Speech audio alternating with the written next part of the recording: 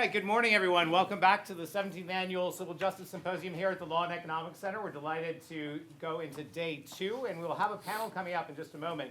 But we wanted to give you an opportunity to have a welcome from the Dean. So Dean Ken Randall is here to tell you a little bit about what's happening here. Lots of exciting things. Ken was the Dean at the University of Alabama School of Law for 20 years. Roll Tide. We've got him now. Roll Tide. And they rose in the ranks from number 96 to 21 in that time period. Quite a significant achievement. Ken is in year 4 of 20 here at the Scalia Law School. So I'll turn it over to Ken. Thanks, Donald. Good morning to everyone.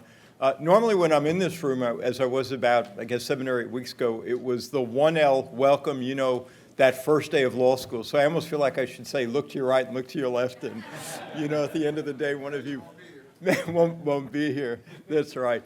But on behalf of all of my faculty colleagues, thank you for being with us. This is a tremendous group of attendees. When I look through the list, you know, you honor us by being here.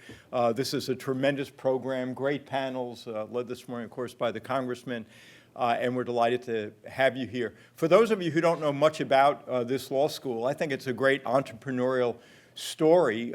This law school started just about 50 years ago, and it started in the basement level of a brownstone in Washington, D.C. as an independent, self-standing, unaccredited law school. And the idea of the dean, or the founding dean at the time, is that they needed a different kind of law school, something that was more interdisciplinary and drew upon subjects of, you know, international law and economics and philosophy.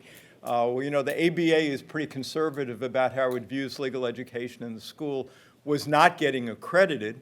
And then George Mason University originally was part of the University of Virginia. It was sort of its foothold in Northern Virginia. It gained its independence and is in Fairfax, but was looking to find a way to come into the Arlington area. And we're named for Hazel Hall, Till Hazel. And he had an idea, he was on the board of visitors of GMU, of trying to acquire this fledgling law school that was probably about to go out of business. So the two things married together, GMU looking for the gravitas of a law school, and the school called the International School of Law looking to be accredited and get established. And it was put here in Arlington. Actually, right next door, it was put into a department store that now was torn down. So we think it's a great story. It's only 50 years old.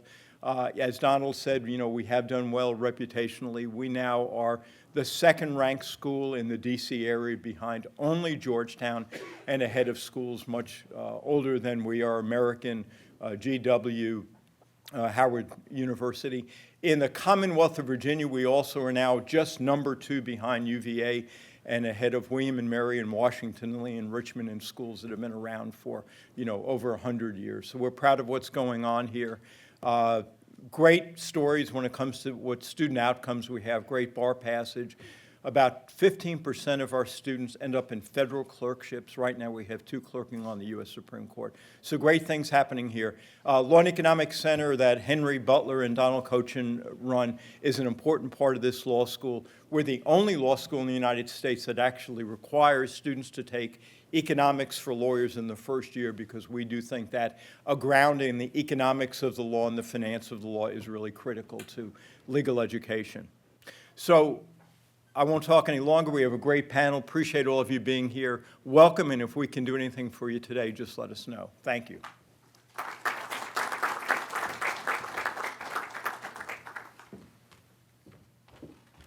Thank you, Dean Randall, for that welcome. Before we begin, we have a handout for this session. If you didn't receive one while you were in the lobby area, would you please raise your hand so that Emily can pass them out to you all? Great. Okay, it is my pleasure to introduce our first moderator for the morning, Justice Bill Mims. Justice Mims is a justice on the Supreme Court of Virginia. He was elected to the Supreme Court in 2010 after having served as a member of the Virginia Assembly and as the Attorney General of Virginia. He took senior status in 2022 and is currently serving as lecturer and director of the pre-law program at Christopher Newport University. He's a long-serving member of the LEC's Judicial Education Advisory Board, and we're very grateful for his continued support and participation over the years, including in this morning's panel. And so with that, I'm going to turn it over to Justice Mims to get us started. Thank you, Ashley. You didn't mention the highlight of my career as an adjunct professor at George Mason University Law School shortly after it moved from Kahn's department store. So I have loved watching the trajectory of what is now Scalia law. This is a fascinating panel to begin the morning. You don't need the extra cup of coffee with this one coming along. Third-party litigation funding and the judicial role. We will begin with Jordan Schwartz, who is counsel for mass torts, insurance, and consumer litigation at Skadden Arps. He has a very impressive record of representing product manufacturers at the trial and appellate levels. He has been a lead in dismissing multiple product liability and consumer fraud actions on the pleadings, at summary judgment, and at the class certification stage. And he has also been an expert witness with regard to litigation funding in front of the Ohio legislature. He will talk to us about recent examples of judges asking questions about third-party litigation funding, including the District of New Jersey local rule, the Chief Judge Connolly's standing order in Delaware, and various MDL judges increasing attention to this subject. So in a way, he begins with the counterpoint to third-party litigation funding. And then we'll move to the point, which is going to be Will Marra. Will is a former clerk to Justice Alito and also has a distinguished record working with those who propose and fund litigation. He is presently counsel to the Certum group, and he co-teaches a course on litigation funding at the University of Pennsylvania's Carey Law School. He has also written a well-read law review article on litigation funding, and he will talk to us about the pros of litigation funding. We will then move to former Congressman Bob Goodlatte, who served for more than 20 years in the House of Representatives, ending as the chairman of the Judiciary Committee.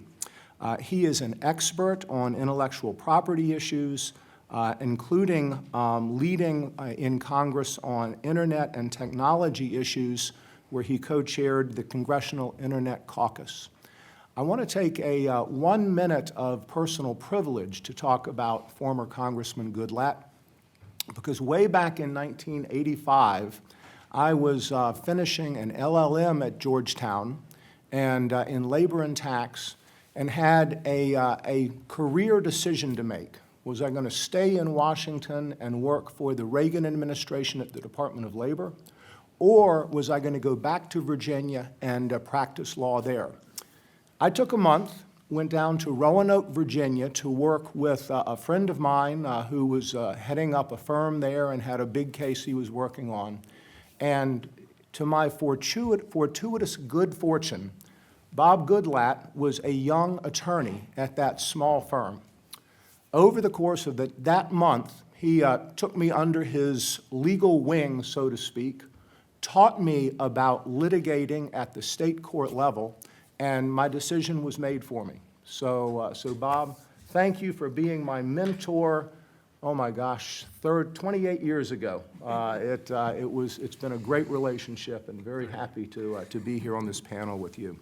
We will end up with Donald Kochan, who we all know, professor of law and executive director of LEC. He has a very distinguished career as well. I was looking at his scholarship: property law, constitutional law, administrative law, natural resources and environmental law, tort law, and law and economics. I don't see you in the criminal field yet. So okay, he's going to pass on that. He is also an elected member of the American Law Institute and has been working on the restatement of Law 4th for property. I think you may be the only ALI elected member that I've had the pleasure of being on a panel with. And so I can't wait for the property law fourth to come out. That's really going to be a feather in your cap as well. He has, as you know, has directed the LEC now for several years and has taken it to new heights. He is going to give us the path forward when it comes to litigation funding, and you've just gotten that document, How to Identify the Presence of Third-Party Litigation Funding in Your Cases, which he has authored and which is going to, I think, is going to be a fascinating peek to this fascinating panel. So without any further ado, Jordan, take it away. Thank you, Justice Mims. And good morning, everyone. The title of this morning's panel discussion is Third-Party Litigation Funding and the Judicial Role. Before delving into what I think that role should be, I think we need to be honest about how we are describing and defining the practice at issue. Although commonly described as third-party litigation funding, or TPLF, I don't really think that that's a fair or accurate characterization of the practice. What we're talking about is public companies, hedge funds, and other for-profit enterprises investing billions of dollars in lawsuits in the United States, essentially betting on their outcome.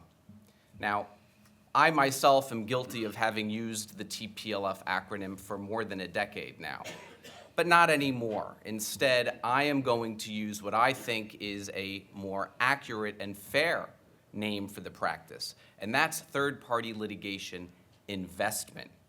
Third-party litigation investment has been surging in this country for the last several years. It has seeped into virtually every facet of our civil justice system, including mass tort MDL proceedings. I am not here to debate the propriety of third-party litigation investment. My concern is, and really has always been, the fact that many judges have no idea that these sorts of deals are being used in their courtrooms. And that's because existing rules generally don't require the disclosure of third-party litigation investment arrangements. And plaintiffs and third-party investors strenuously resist pretty much all efforts to disclose third-party involvement in litigation. This lack of awareness raises serious questions and challenges for our civil justice system. The lack of transparency around this practice elides potential conflicts of interest. Unless the identity of a third-party litigation investor is made known to the court and the other parties, a judge could unwittingly sit in judgment of a case in which he or she has a financial or personal interest. This came to light during a racketeering suit arising out of fraudulent class action litigation that had been filed against Chevron in Ecuador. During a deposition of the lead plaintiff's lawyer in that case, Steve Donziger was ordered by the special master in the case to reveal who the third-party litigation investor was. And when Mr. Donziger revealed that it was Burford, which happens to be one of the largest third-party litigation investors in the world, the special master made several notable disclosures of his own. The special master disclosed that he was former co-counsel with the founder of Burford. The special master disclosed that he had received a brochure for funding one of Burford's cases. And the special master disclosed that he was a personal friend of the former general counsel of Burford. Now, the special master didn't recuse himself in the case, and the parties didn't demand that he do so.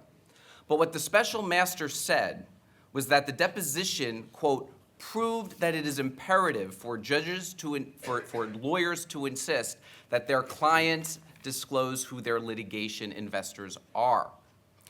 Secret investments in litigation also can lead to hedge funds and third-party litigation investors potentially exercising control over the litigation that they are betting on. It's only logical that a for-profit enterprise will seek to protect its investment. Now, litigation investors repeatedly contend that they don't exercise any control, that they are just passive investors. But they really have not come forward with any evidence to back that up, and that's presumably because doing so would require turning over the underlying investment agreements that they wish to keep secret. The reality is that the litigation investment agreements that have come to light belie this narrative. A recent dispute involving Burford and Cisco Corp bears this out. Burford invested over $100 million into a series of antitrust class actions that Cisco filed against the nation's leading food suppliers. And when Cisco reached proposed settlements with defendants in multiple class actions, Burford not only complained that the settlements were too low, but it went out, obtained an injunction, and barred Cisco from executing the settlement agreements. So Burford is essentially exercising control or influence over the litigation. Secret investments in litigation can also hide potential violations of state laws dealing with champerty and maintenance. These are the centuries-old doctrines that prohibit buying and selling of lawsuits.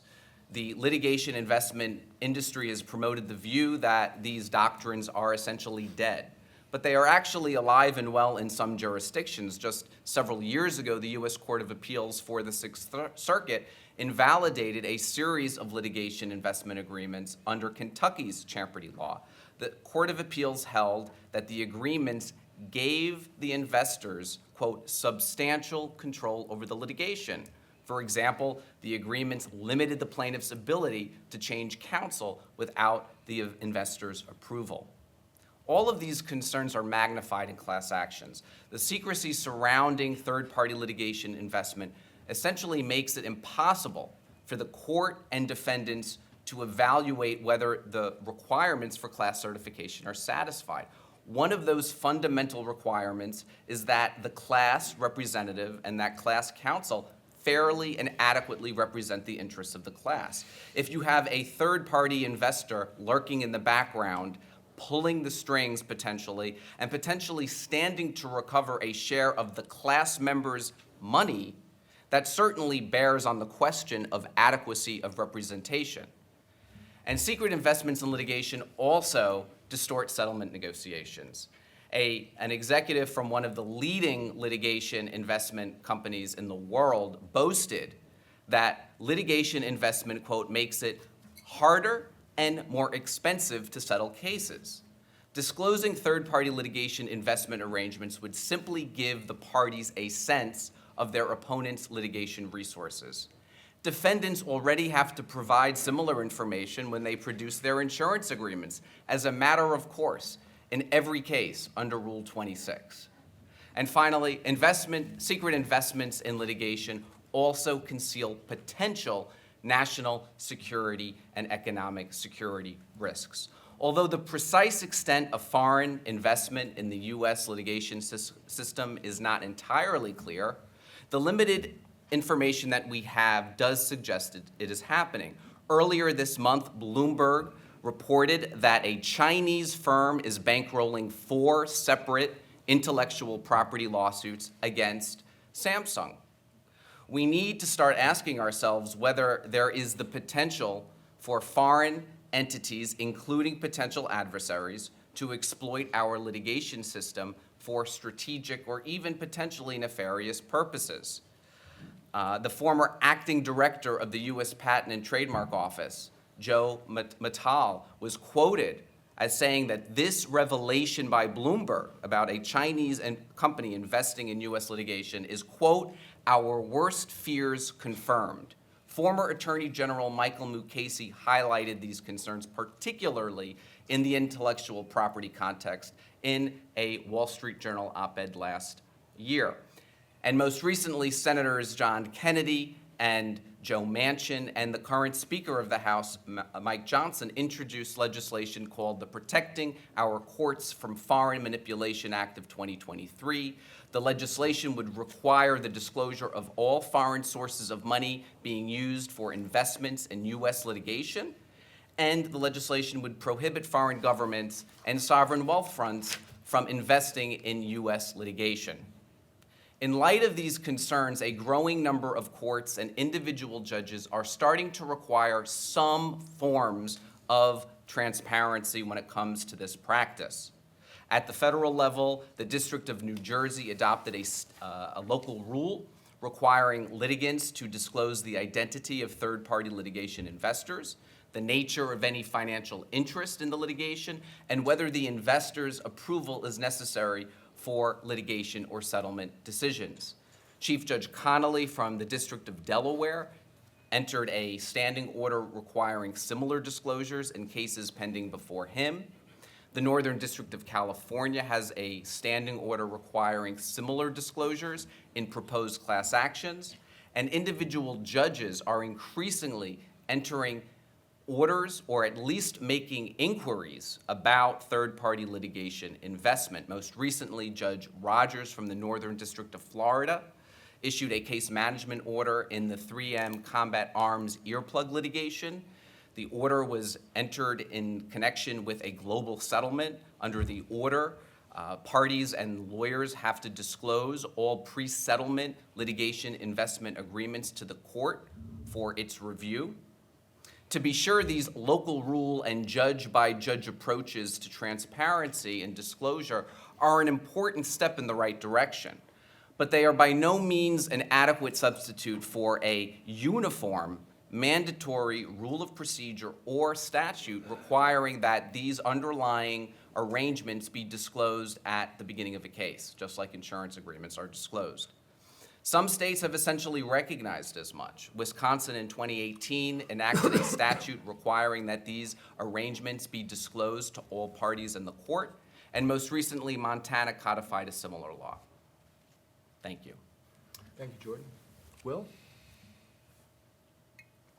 Good morning, everyone, and thank you for your time today. It's great to be here before such an amazing group of judges and on this panel. I was trying to figure out how I got an invite to such a distinguished group of panelists, and my wife suggested that they meant to email William C. Mims and emailed me by mistake, and then they just weren't going to withdraw the the invite. So here I am. So my name is Will. You got a little bit of my background earlier. I work at Certum Group, where we are a commercial litigation finance company.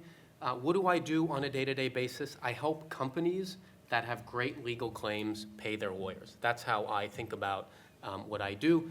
As you know, the cost of litigation in the United States is skyrocketing. It was recently reported that Paul Weiss is charging about $1,000 an hour, not for a partner, not for a counsel, not for a senior associate, for a second-year associate. So you can easily imagine, first of all, some of you might want to go, put your resumes together for Paul Weiss, but as you might imagine, right, it's going to cost $5-6 million to bring a civil litigation case if you want to hire an am law firm. Easy, and those are the types of budgets that we see. If you're a great company with a 33% profit margin, you need $18 million of revenue just for every single penny of profit to go to pay for your lawyers in that case. What does that mean? It means a lot of claimants have very strong legal claims, but cannot afford to pay their lawyers. And what do we look to in our society, in our free market system, when we want to pursue a legitimate corporate objective? We look to the capital markets. And litigation finance, what I do, we are the capital markets for companies that have strong legal claims, but can't afford to pay their lawyers. 2 quick points of context for what I do. We finance, and this is generally consistent with other funding companies, less than 5% of the opportunities that we see. So it's a very rigorous process. So a proxy would be to say that the cases we fund are roughly the 5% of strongest business-to-business cases filed in the federal and state courts each year. And every single contract that I've been involved with explicitly disclaims control over case strategy and explicitly disclaims control over settlement.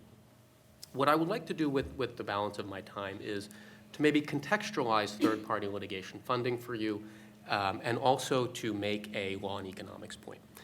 There's a suggestion in the debate around third-party funding that third-party finance is somehow this kind of new, undomesticated element in our legal system. And I would suggest, actually, that the practice of a third-party financing the fees and costs of another's litigation is a well-established and indeed celebrated aspect of our legal system and has been for at least a century. Don't take my word for it. look to the ABA Model Code of Ethics, enacted identically in all 50 states. Rule 1.8F, which has been on the books for generations, explicitly says a third party may finance the fees and costs of another's litigation, so long, of course, as you're otherwise respecting the ethics rules. This shouldn't come as a surprise for us, because let's think about what are some of the types of third-party funding that's out there. The contingent fee. The contingent fee is a non-party, the lawyer, financing the fees and costs of the litigant's litigation. Obtained widespread adoption in the 1920s to 1940s as an element of access to justice, resisted at the time by large corporate interests that didn't like the fact that we would be facilitating further access to the courts. Okay, the contingent fees one. Another example, impact litigation. Pick your favorite impact litigation group. Maybe it's Student for Fair Admissions. Maybe it's the Beckett Fund. Maybe it's the NAACP. Maybe it's the United States Chamber of Commerce. None of those entities made your breakfast, sewed your shirt, or built the plane that you flew here on, right? They don't have revenue. They exist to get money from third parties and litigate on their behalf. That is what impact litigation is. And when we talk about disclosure, there has never been, there is not now today, and has never been to my knowledge, a general Rule 1.8F disclosure that says whenever a third party is financing the fees and costs of your case, you must disclose. So for example, when the Chamber or the NAACP or the Beckett Fund, if they come into court and they rely on associational standing, most circuits require them to identify, yes, one member who has standing, but that's not the member that financed the case. And it's possible that someone behind them is controlling the litigation. It's possible that the lawyers are violating their ethical duties and giving up control. It's possible that there's a foreign entity financing them, but we don't engage in these hunting grounds, right, to look for those potential conflicts. That's not how our system works. Okay. Now, to shift more to the corporate side and to talk a little bit about the law and economics point that I would like to make. The types of funding we're talking about today and the types of disclosures that are being proposed are not, and this is, I think, where funders object, they are not Rule 1.8F disclosures. They're not saying whenever some third party is financing, whether it's Certum or it's the Chamber or anyone else that we need to disclose. Rather, they define it in a specific way as third party, and you can look to the District of New Jersey rule. What they typically say is you have a third party, right, not within the capital structure, basically, financing on a non-recourse basis. What does non-recourse mean? It's a little bit of a term of art. It essentially means your return is coming only from the case proceeds, right? The distinction is recourse, right? So if you have stock in Amazon or you're participating in corporate bond debt, that's typically general recourse, right? Okay, well, so let's distill that out. That's really actually this distinction of third-party non-recourse. It's really less a litigation and more a corporate law, corporate structuring question. So why would we structure a transaction as third-party non-recourse? And this is the law and economics point. What I would further suggest to you is that the practice of companies going to the capital markets and raising money from third parties to finance the fees and costs of litigation is likewise a well-established and indeed celebrated aspect not only of our legal system, but of our free market capitalist system. And let me explain this through an example, and then I'll pause. Let's say you need $10 million that you need to raise for litigation. Let's say you also happen to have $200 million or $1 billion of revenue. You can call Certum or you can call Burford to raise those $10 million. But you're probably going to call someone else. You're probably going to call Goldman Sachs. And Goldman Sachs is going to go to Wall Street, and they're going to raise you cheap, recourse capital. Maybe it's equity. So those people, whether they're U.S. investors or a sovereign wealth fund or whoever they might be, come in your capital stack and you're no longer a third party, or it's cheap recourse debt, right? Satisfied by all of your company proceeds, it's less expensive, and there you've raised your $10 million for litigation. Now assume you are the exact same company with the exact same legal claim, you need the exact same $10 million, but you don't have $200 million of revenue or $1 billion of revenue. Well, I've got news for you. Goldman Sachs is not picking up your phone call. And historically, those companies didn't have a way to raise the $10 million. Now they can call someone. Now they can call Burford. Now they can call Certum and raise $10 million. And the most efficient way to structure a corporate transaction when you don't have that revenue is to structure it on a third-party, non-recourse basis, because that company's most valuable asset is the legal claim. If I wanted to structure my deals the way Amazon structures their litigation finance deals, I could do that too.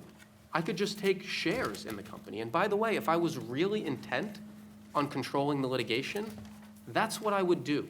Because what's the most important stick in the bundle of rights that a shareholder has? It is control. So if I really wanted to control the litigation, staying as a third party and inducing a lawyer to violate her ethical duties is a pretty silly way to do it. So the headline here then is the distinction between third-party non-recourse funding and the types of funding that large companies do is merely one of corporate form. Historically, small companies were left out of the box, and now they can get access to courts. And so, and I'll close with this point, and we can talk about some of the conflicts and other issues, which I think apply equally well across all these other points. But my suggestion is not that you give special favor to the types of third-party funding that I engage with. My suggestion is simply that we do not create specific rules designed to give disparate negative treatment with searching discovery requests for one disfavored class of litigants, and again, to define that class of litigants, the 5% roughly strongest federal and court business disputes filed in court each year. I want to just take a moment, since we are a room full of judges, and tell you that I feel like I should have a robe on right now, because we have all just listened to two brilliant arguments by two of the top young attorneys in the nation in this area. And I'm just thankful I don't have to make a decision at this point. Instead, I'm going to pass it off to the wise senior presence between those two young attorneys, Bob Goodlatte. And Bob, I neglected to mention before how much I wish you were still on Capitol Hill today. So thank you, though, for being here. Bill, it's an honor to be here, and it's very kind, some of the nice things you've said about me. And I agree with a lot of them, but I don't agree with the last comment. And I will say that I remember well Justice Mims' time spent with our law firm in Roanoke 38 years ago. And it also seems to me that the only thing I regret about it was that you decided not to stay with us and went back to Northern Virginia. But Virginia, and I would argue the whole country, benefited from his public service, both on the Supreme Court and as a state senator. I left the practice of law entirely about 7 years later. I thank you for staying in it all of that time, because the country has benefited from that. And just when you think that everyone knows who you are because you're an elected official, now former elected official, you get your comeuppance. During the great Obamacare debate, the Affordable Care Act is the proper title, I was visiting healthcare facilities in my district, and I went to a nursing home, and I saw a lady sitting there, and I went up to her and I said, "Do you know who I am?" And she looked at me and she said, "No, but if you ask at the nurses' station, they might be able to tell you."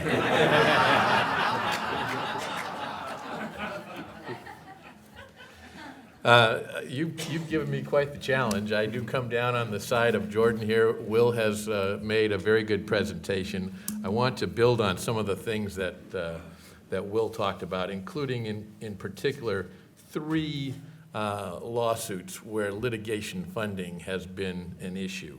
The first one is the Cisco, and by the way, that's SYSCO, the food service company, not CISCO, the technology company, versus Burford Capital, which is the outcome of the original lawsuits, which were a series of suits against the meat suppliers of Cisco, which Cisco alleged had engaged in price fixing. So there was a lot of potential money involved here. You get treble damages if you prove price fixing and so on. But there was an inherent conflict between the third-party funder, Burford, and Cisco, which came out in the course of the efforts to settle that case and resulted, as was accurately described by Jordan. And that's this. Cisco has had at the time and still has an ongoing business relationship with all of the defendants that it sued in those cases. And it wanted to be able to continue to have a supply of beef, pork, and poultry, which is a major part of its business, in order to be able to continue to operate. And the limited number of major suppliers who could meet Cisco's demand necessitated that they have an ongoing long-term relationship with those entities. Whereas Burford saw this as a major opportunity to make a lot of money out of the outcomes of those lawsuits. And that's why this broke down. And my argument to you is that for the fair administration of justice that you as judges are responsible for, you need to know that information going in, that there are in fact not one plaintiff in the case, but 2. And I would apply this, and Will is right, there are many, many examples over a long period of time of third parties financing litigation. Your father might do it for you, or your son might do it for you, or you might have a friend. You also might have a big friend like Goldman Sachs, but none of them have the same interest in the financial outcome of the case. So I would limit this disclosure largely, not entirely, but largely to contingent fee cases where the party has a non-recourse interest in the outcome of the case, as Burford clearly did in that case, and took major steps. And by the way, this occurred just a few months after the CEO of Burford appeared on 60 Minutes and said that third-party litigation investors, I like Jordan's phrase there, do not control the litigation in these cases. But in point of fact, they do. And the concern I have is that judges need to have this information. And there's probably a step-by-step approach. We're going to hear from Donald in a minute regarding what exactly should be provided and under what circumstances it should be provided, but it's probably a step-by-step approach. You might ask some initial questions which may raise more questions, not just about conflicts that the judge might have in the case, but conflicts that the parties actually might have in the case in terms of trying to move the large dockets that I'm sure most of you deal with, where there's far, far more claims than you have courtroom time. It's kind of like the United States Senate. They don't have near enough time to handle all of the legislation that comes to them from the House of Representatives. You don't have that amount of time to go to trial on every case. And so not only fair administration by knowing about conflicts, but efficient by encouraging settlement. But it's difficult to encourage settlement when you don't have all of the facts in front of you. This was the argument, by the way, against this that Will makes today of insurance companies.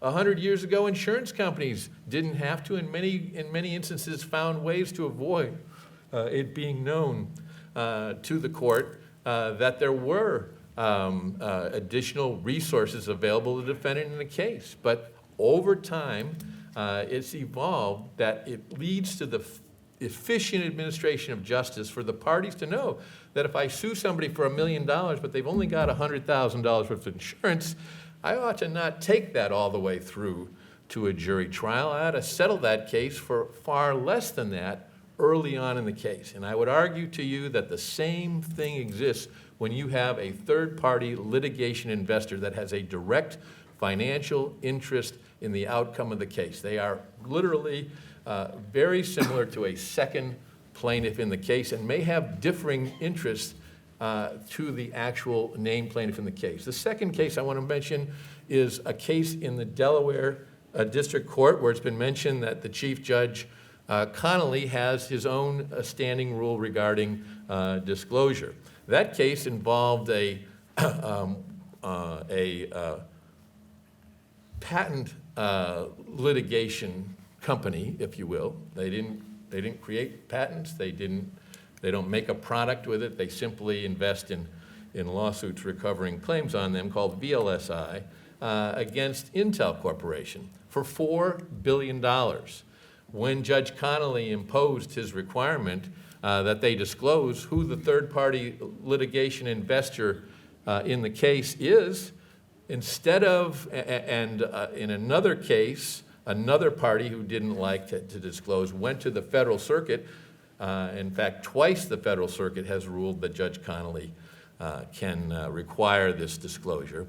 When it came to that, instead of making the disclosure, they not only withdrew the case, but not able to take it to another jurisdiction. Why? Because they, as a part of the conditions of withdrawing from the case, they gave Intel Corporation a license to use the patents, which Intel says, well, we haven't infringed those patents anyway, but in order to get out of the case, they gave them a license to do that. That's a pretty stunning thing. In fact, the Delaware Circuit has seen a dramatic reduction in the number of patent cases brought in that court. So they're going, I suspect, to other courts around the country, and that's why I think you need to have a uniform rule here. The final one is the one mentioned by Jordan regarding Staten Tekia versus Samsung.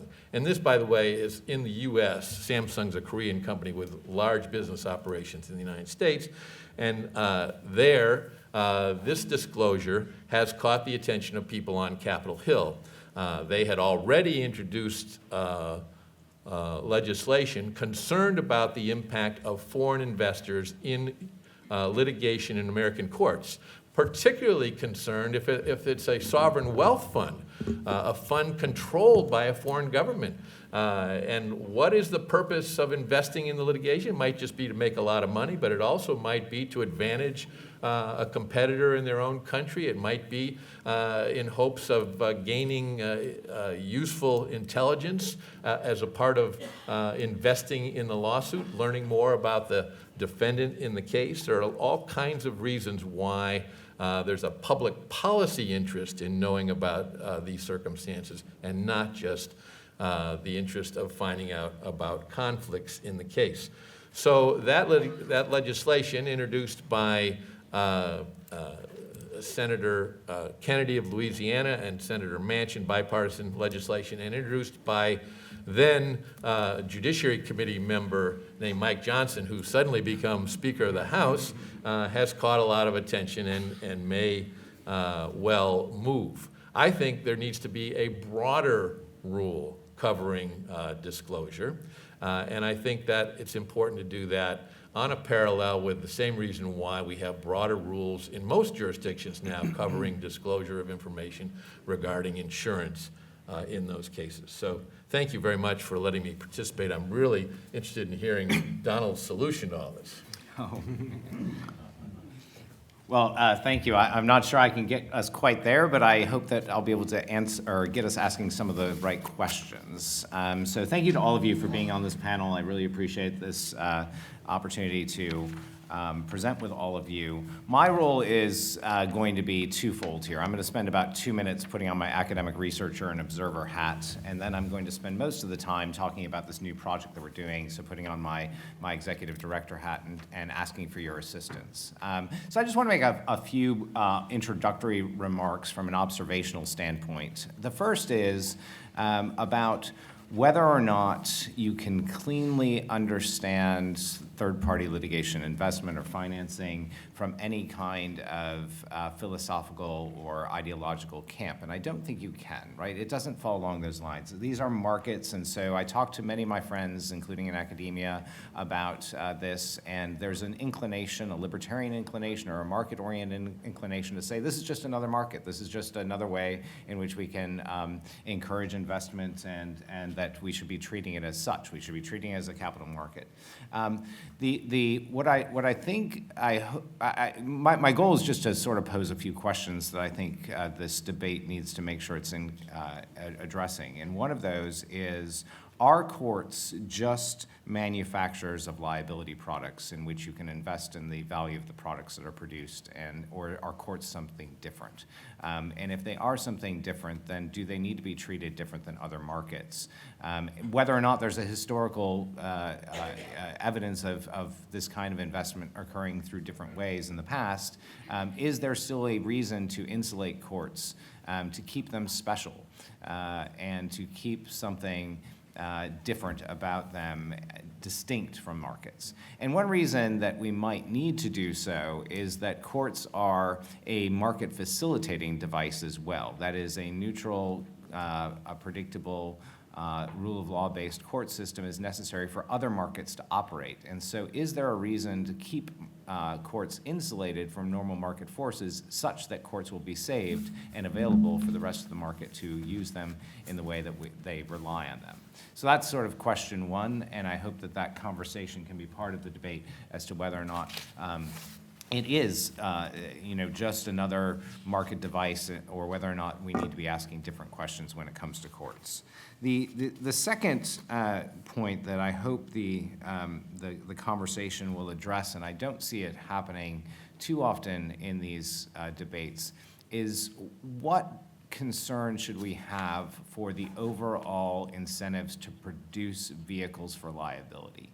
What I mean by that, and I mean this in a quite serious, an honest question I hope Will and others in the funding sector can help me understand. My initial inclination is that there's really no incentive for funders to invest in liability reduction.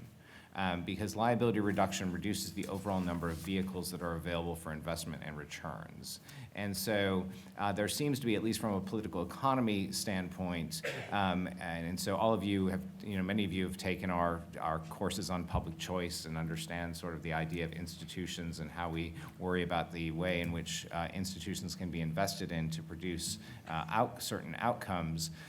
There is a concern that if courts are available to produce profit vehicles, that there will be an incentive to increase the number of potential vehicles in which that investment can be placed, rather than investing in perhaps just the good rules, or whatever the rules should be. I mean, it may very well be that there's an alignment between liability enhancement and good governance, but there may in fact be reasons to just increase liability for purposes of having a broader, more diverse portfolio of available products in which investments can be made and in which returns can be available. And so that's the sort of the last, I think, academic question I want to ask, and hope that this debate, beyond the day-to-day what should courts do, how is this affecting systematically the operation of the courts? Is it turning it into something that reduces the specialness of courts? And secondly, should there be a concern about the overall scope of liability and the doctrinal aspects of all of this? Is there a reason to invest in changing doctrine which will actually increase liability or increase beyond the traditional moorings of the common law in order to create greater chances or probabilities for returns? And there are ways in which that can be, change the way investment is made, not just in the cases that are available, but in seeding cases that will be out there to produce those additional vehicles. So with that, I hope that those will get injected into some of the conversations that we'll have in the Q&A. What I really want to turn to for my next few minutes, though, is a project that we have launched at the Law and Economics Center, in which we would like all of your help. This is actually not going to be a product of my authorship, not because I want to disavow it, but because I am hoping that it will be the product of crowdsourcing with all of you and others who are engaged in this activity. And so the product is meant to be a draft, a discussion draft with comments that I will receive from you, that we will receive from you. Eventually, I would like to put together a group of judges who will help us in the final stages of drafting a final version of this pamphlet. And you can see, I have the clicker. So you can see in the upper right-hand corner is my email address. We'll email you a copy of this as well that you can use. But it's my email address, and really I'm just asking, what do you think? What do you think should be included in a small pamphlet that would be helpful to judges to know? You've now been through 2 panels on this. Some of you have experience dealing with it in your courtrooms, and you all may have ideas already just by hearing these panels, even if you haven't experienced it yet in your courtroom, about what maybe you should do or thinking about questions you should ask. And so I want the wisdom of the crowd, so if you can email comments, this is really just a first shot to get us thinking about some of the things that might be asked in this process. It also, I will admit, the production of the draft itself assumes that we should be asking the questions, but I don't want us to necessarily do that either. I would like pushback from you if you think that these are not the kind of questions I think I should be asking as a judge. Tell me that and why, so we can figure out how to incorporate that kind of material into a useful educational product as well. So please do send us comments. I put in there December 10th. That is a hopeful deadline, so that we can just be sure to think about your comments over the few weeks thereafter before moving on to a more final draft. The second page of the document gets to a couple of initial questions, and you'll see that I have note to readers in below each of these things in different places where I'm hoping you might inject your comments. And so one is, how might you ask the question to make sure that you get the answer, so that what you don't know, you don't know, you know. And I think that there's a lot of unknown unknowns out there about all of this. And so how do you get that information so that you can at least discover whether or not something's available? And this was triggered in part through talking to judges from last year's panel and throughout other interactions, and hearing we don't really know how we're supposed to be asking this question or what might be useful to ask this question. So we thought it might be useful to put some of this together. So you can all read this on your own. I'm only going to read these questions on the first page, but there's some other material in there, sort of I'll get to that in just a sec. But does any person so one question you might ask at the outset is, does any person or entity other than counsel of record have a direct or indirect contingent right to receive compensation, directly or indirectly, from any settlement, judgment, or other relief that may be obtained in this action? And part of the reason why the words direct and indirect are in this draft, and it may be that it's a good idea, it may be that it's a bad idea, is that I do think that ultimately, once we get to disclosure regimes, whether they're legislatively mandated or whether or not they come through court orders, that there's lots of ways to circumvent those disclosure requirements, because you can certainly put money through a shell company, and we don't, it'd be harder to identify who the actual funders are, and the disclosure may not serve the purposes it's intended to disclose, because very smart people can figure out ways to evade that. So perhaps direct or indirect helps to solve some of that problem. Maybe it's overbroad, though. I'm not sure. Again, looking for your wisdom. And then a way in which that, as you heard yesterday, a way in which that question might be answered no, but there might be funding nonetheless, is when it's portfolio financing. And so the second question that's on this draft is intended to sort of be sure that that gets captured in the inquiry. Is this case part of a portfolio of cases or claims as to which a person or entity other than counsel of record has a direct or indirect contingent right to receive compensation, directly or indirectly, from any settlement, judgment, or other relief? What I'd also love your comments on, or once you get answers to these questions, what would you want the follow-up questions to be? What would you then think you need to know? And part of that might be animated by some of the purposes for which the questions exist, which are delineated in part on page 2 here. And you've heard most of these in the previous panel, so I won't repeat them.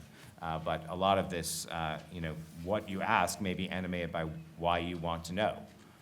And perhaps it is that you determine you don't think there are reasons why you need to know, and so you decide it's not appropriate to ask. But again, I'd love to hear your thoughts on all of that. The remainder of the document is meant to just kind of explain a little bit more about when and why you might want to ask that question. What do you do as part of the follow-ups? And so I invite you to read it on your plane rides home and jot down some comments, shoot them off an email, scan a marked up red line version if you want of it. We will send you a copy which you can have in electronic form as well. And I'm excited to hear what all of you have to say, because you obviously are the ones who need to decide whether or not you need to know this information. You are the ones in the best position to know why you would need to know this information. And you are the best ones who know in what circumstances and situations you've already had to think about this. And we'd love to get that wisdom sent our way. And hopefully then we can do a service to the overall judiciary and produce a product that will incorporate your wisdom into something which is useful for the rest of the judiciary. There is a very limited bibliography here. It's mainly just the reading assignments that we've given over the past couple of times. I'm open to suggestions about things we should read. We should be adding things like Will's work to that. And then the final portion is a list of rules that have been established in various places that you might look to for some guidance. So with that, my hope is that this just turns more into a conversation. So I'll stop there and turn it over back to the panel. Well, I wonder if you, Donald, I wonder if you'd yield for just a second, because I think your project is a great one and it is very timely. You may or may not be aware that in the current financial services appropriations bill, there is report language directed to the Federal Judicial Center that says, and it's narrowed to patent litigation education, but it well could be expanded to beyond that. It says the committee encourages the Federal Judicial Center to educate judges on the rise in third-party funded patent litigation and the importance of ensuring that there is disclosure of interested parties, including all beneficial owners and investors involved in litigation. Not later than 180 days after the enactment of this act, the FJC is directed to report to the committee, that means the Appropriations Committee in Congress, on its plans to incorporate an awareness of disclosure requirements into its educational activities for patent litigation judges. And Donald, I would point out that you modestly buried the policy lead that's in this document, and I wanted to point it out for everyone. Bottom of page 5, how should the court handle indications of foreign involvement? I think from a policy perspective, that's one of the most important questions. And again, modestly, Donald didn't point out that 2 of his articles on that very topic are in the bibliography. So I hope that you will read that paragraph and read those 2 articles as well. So thank you for what you've already done to add to the scholarship here. Now, before we get to questions, Congressman Goodlatte has already begun the intra-party discussion. Let me ask Jordan and Will, let me give each of you 2 minutes to ask a question within the panel, to make a comment, to do rebuttal. And Jordan, please don't again mention Champerty and maintenance. I started to twitch remembering the bar exam. First time I've heard that term since then. So, but go ahead, take a couple of minutes. Sure. No, I promise not to use those words. I just wanted to say a couple of things.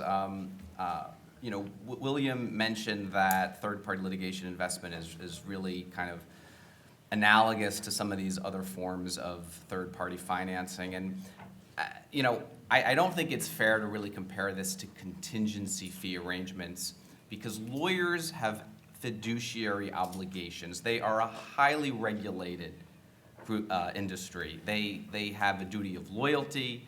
There's a reason why they can't share fees with non-lawyers. There's a reason why non-lawyers can't own law firms.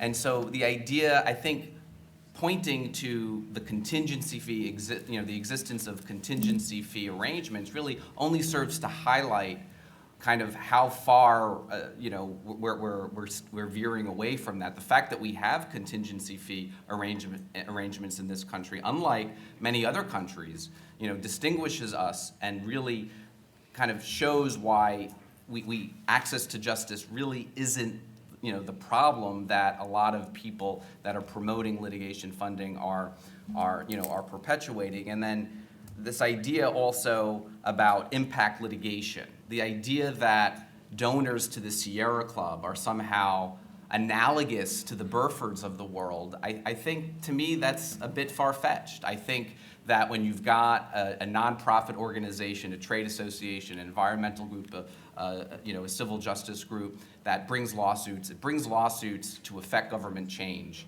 It is not bringing lawsuits to get a monetary recovery, and the people who are investing in those organizations have First Amendment protections that the Burfords of the world simply don't have. When they are investing in a lawsuit, they aren't doing it for altruistic purposes. They are doing it to speculate and bet and get a financial recovery. So I do think that maybe there are analogies to be made, but I mean, what we're seeing in terms of the investment of billions of dollars in lawsuits, that is something that is different, and especially in the context of the mass tort MDL proceedings, I mean, it's out of control, and it's something that we need to reckon with. So, Will, I must say it took a fair amount of professional courage to be on this particular panel, but you have handled it very well, and you get the last word. Love it, thank you. Just a couple of quick points, maybe, I don't want to say retail, but on some of the disclosure points, and then kind of to pull back a little bit. On disclosure, if all you want is the fact that there's funding, and that's it, I think funders would be fine with that, right? But it was said, I think, quite well, we'll raise some initial questions, and then we'll see if they raise more questions. Well, maybe you know more people than I do, but I've never met a defense lawyer paid by the hour who, when having one question answered, doesn't have more questions, right? I had lunch with a defense lawyer a couple of weeks ago. I said, tell me your defense playbook. He said, the same as every other defense lawyer. I'm going to drown you in paper and make your life miserable.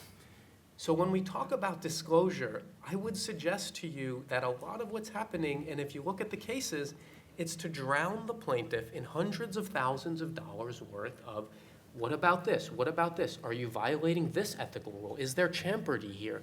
You can raise those questions in any single case, but we don't have, sorry for mentioning the word, we don't have courts going out of their way to do that.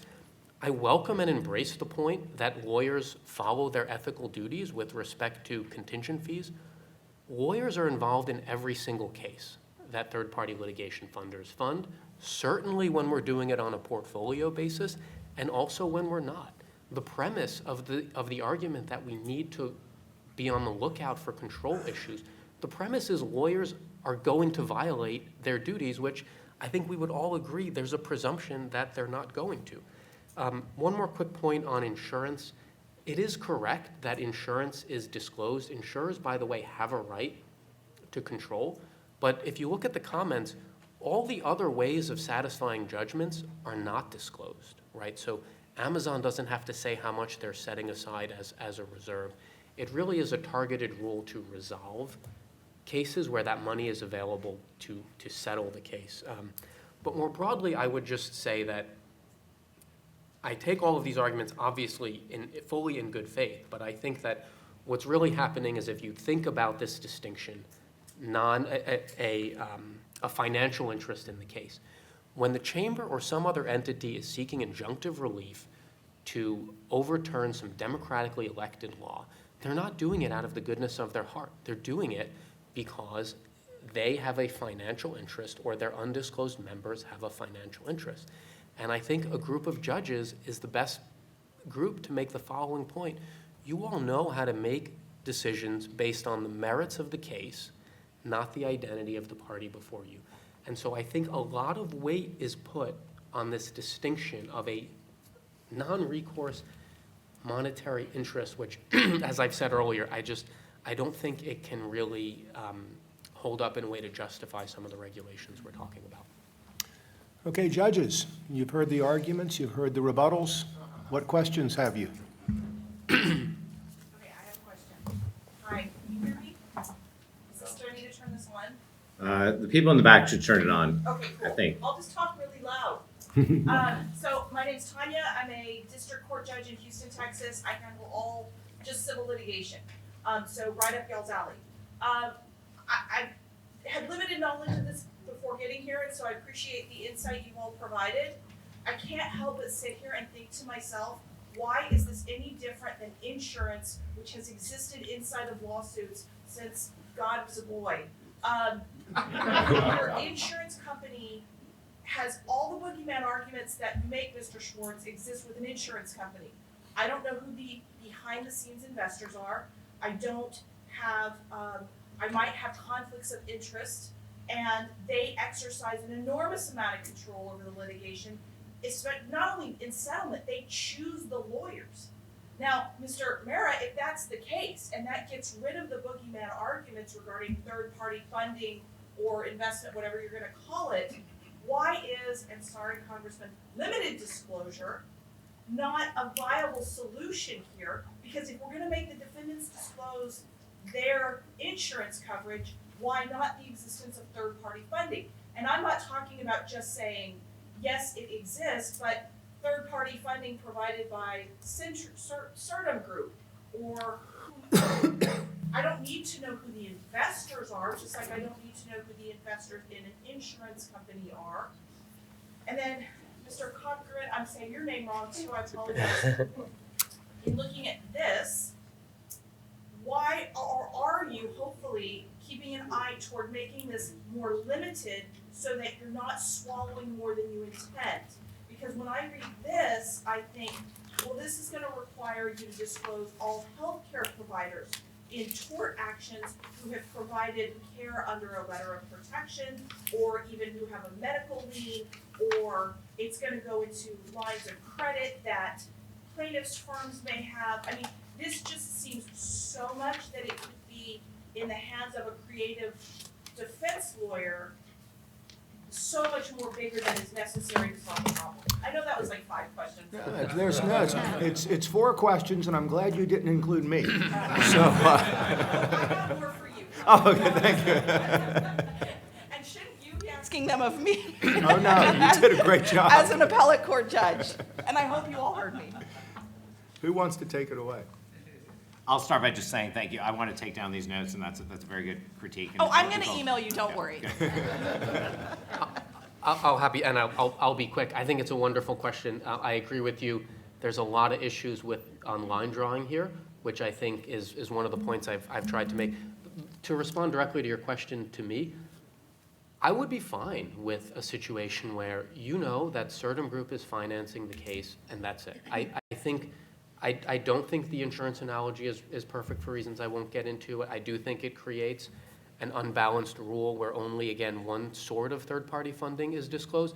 But I would concede an agreement with the folks on at the table today that you know that I'm funding, and that's it. I don't think the other side is going to accept that, because I think what they really want is kind of the more questions and creating these very expensive fights. But I'd be fine with your compromise, and if we can agree to that today, we can all go home, and I would be delighted. But the more expensive fight is subject to, it's subject to the permission, if you will, of the court, right? So if there was an initial disclosure requirement, like just if the plaintiff wants to discover more about your insurance coverage or who's behind all the intricacies of the coverage, the retention on the case, the strategy that goes into the case, they have to come to the court for leave to get that. They can send the request, but the defendant's gonna object, and then you're in front of me. They get the policy. Go ahead, Jordan. Yeah, so I think that's a great segue. I mean, they get the policy, and I think William said, well, why can't we just take the other side's word? Well, there's funding involved. I mean, I have a hard time believing that any plaintiff's lawyer would take the defendant's word that, oh, this is my insurance coverage. They want the agreements. And back in the 1960s, when the Advisory Committee on Civil Rules was considering this Rule 26 amendment, there were all the boogeyman arguments about, oh, we're going to have these serial discovery disputes. In the District of New Jersey, we haven't seen these, quote, searching discovery requests. We haven't seen the searching discovery requests in Delaware. I mean, Chief Judge Connolly has asked questions, and he has the right to do that, but you don't see defendants actually propounding the discovery. So I think it's kind of, you know, what we're looking for is the underlying investment agreement. If there are protected materials, you can redact it just like you can redact any sensitive material in any other part, any other document that's produced to the other side. Let me, let's now go over here. I think you have been standing the longest. I want to make sure No, we she get- was standing before me. okay. That's all right, All right. Tanya was. But But she's my name my is. esteemed colleague from Texas as Yeah, well. I'm so- also from Texas, so apparently this has struck a chord in the Texas judicial branch. But I'm from a completely different type of jurisdiction from Tanya. We went to law school together. We're actually in the same class. And I'm from Kendall County, which is right outside of Bexar County, but a very conservative district, and I do everything. My name is Kirsten Cahoon. I have criminal all the way to civil and family. But my question really to Donald, I'm happy to give comments on that, and I will give comments. But I find, and it was touched on by Tanya and touched on at the end here, is there's a slope here between, in Texas, and just like every other state in the nation, I'm sure, we have very big plaintiffs' law firms. These plaintiffs' law firms, they have lines of credit. And so the lines of credit are the ones that then fund various litigations. They don't just fund case ABC versus XYZ. They fund a book of cases of varying and different degrees of types of cases. So when you're asking for disclosure, where does the line get drawn between contingency and third-party litigation funding? Because it's very murky.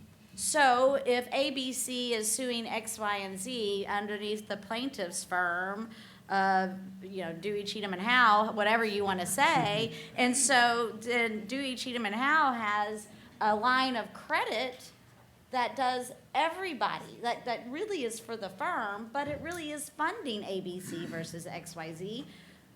So does that go within the third-party litigation? Because what I've been hearing you saying is it's one specific, it's Mr. Marra's company who's funding ABC versus XYZ that would have to be disclosed, not if Mr. Marra's company funds all of the litigation from Dewey, Cheatham, and Howe under a line of credit, and that absolutely encompasses ABC versus XYZ.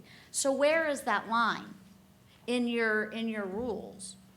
I mean, I can understand as a judge, Mr. Marra, as a judge, I am very wary of your firm funding ABC versus XYZ that's in my court, and then maybe I just happen to have some investment in your firm that I didn't even know that you were involved, and here I am sitting here in the court. Is that going to come back? I'm hearing the case. I'm deciding ABC versus XYZ, and is that going to come back and give me ethical problems? So those are two problems that I see. And I want to answer your questions, but those are going to be my issues. The congressman wishes to respond to that. I think that's an excellent point. I think it's still possible, even in the line of credit example that you cite, to draw a distinction between, is it an actual line of credit where the law firm is paying installments on what's effectively a loan, or are they getting a contingent interest in specific lawsuits as a result of that?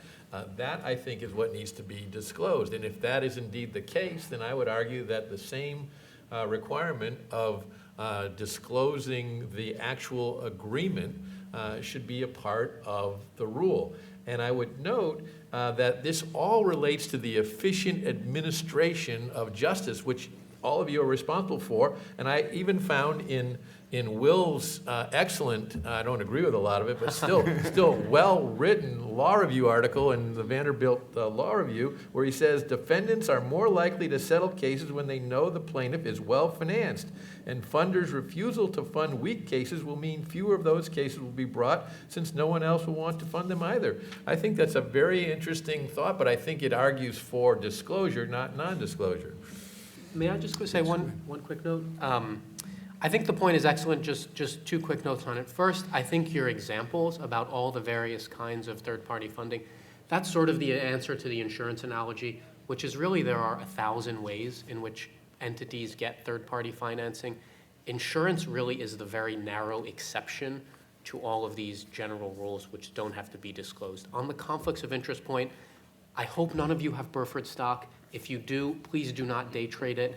The judicial canons already prohibit judges from obtaining financial entities in parties that are certainly likely to come before them. But we do know generally, Rule 7.1, corporate disclosure, you only disclose whether you have a parent company and there's a publicly traded company that owns more than 10% of you. The note to that says we're not going to look for every single potential conflict. It might be that any private company before you has some shell entity or some investor that you are related to, but that's not how our search for judicial conflicts works. Okay, so for those of you who are standing in line, the panel will hang out during the break. My boss, Ashley, says that the time has come. I do want to end up on a light note. You mentioned Dewey, Cheatham, and Howe. For those who are my age, you may remember that the National Review masthead used to list their counsel as solitary, poor, nasty, brutish, and short. A Hobbesian firm. I think they were on the other side of that case that you mentioned. So thank you all very much, and again, the panel will remain for individual questions.